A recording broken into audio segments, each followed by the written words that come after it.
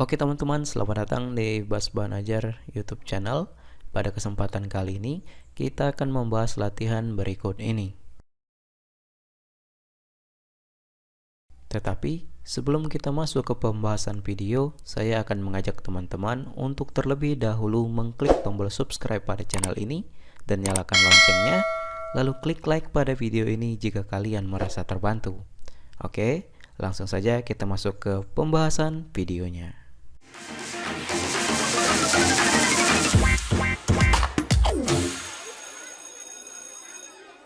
Oke teman-teman, di video kali ini kita akan membahas kunci jawaban Bahasa Indonesia kelas 11 halaman 198 sampai dengan 199, buku Cerdas Cergas Berbahasa dan Bersastra Indonesia, kegiatan 2, menjawab pertanyaan berdasarkan karya ilmiah karakteristik vegetasi habitat orangutan atau Pongo Pygmaeus Mario di hutan tepi sungai Manamang, Kalimantan Timur, kurikulum merdeka. Langsung saja kita baca soalnya kemudian kita jawab. Dengan kelompok membaca karya ilmiah yang sama, jawablah pertanyaan-pertanyaan berikut. 1. Pada bagian abstrak, apakah kalian mendapatkan informasi mengenai topik pembahasan, lokasi penelitian, dan tujuan penelitian? Jika ya, sebutkan hal-hal tersebut. Jawabannya, topik pembahasan yaitu karakteristik vegetasi habitat orangutan. Lokasi penelitian terletak di hutan tepi sungai Manamang, Kalimantan Timur. Tujuan penelitiannya untuk memperoleh informasi mengenai komponen vegetasi habitat orangutan. 2. Pada bagian pendahuluan, apakah rumusan masalah dan manfaat penelitian diuraikan sesuai kaidah penulisan karya ilmiah? Jelaskan jawaban kalian.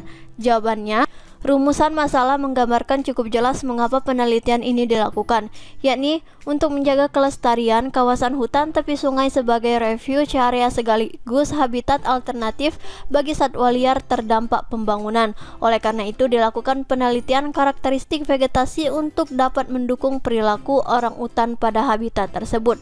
Manfaat penelitian diuraikan dengan baik, yaitu untuk mendukung penelitian lebih lanjut, misalnya ekologi perilaku.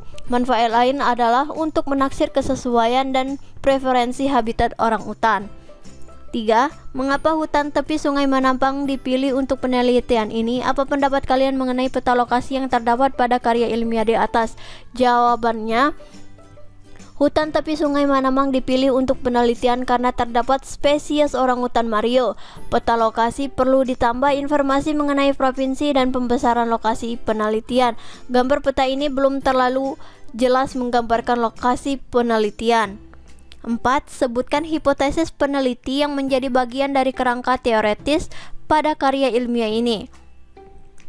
Jawabannya, hipotesis peneliti belum tercerminkan dengan jelas. Pada bagian pendahuluan tertulis apabila tidak ditindak lanjuti, kondisi demikian akan berakibat pada semakin berkurangnya lebar dan luasan hutan. Oleh karena itu, peneliti ini bertujuan untuk mengetahui karakteristik vegetasi hutan tepi sungai Manamang yang meliputi keanekaragaman jenis serta komposisi dan struktur vegetasi. Dapat disimpulkan bahwa hipotesisnya adalah tanpa mengetahui karakteristik vegetasi akan sulit untuk menjaga lebar dan luasan hutan. 5. Apakah pemaparan metode peneliti telah sesuai kaidah penulisan karya ilmiah? Jelaskan alasan kalian.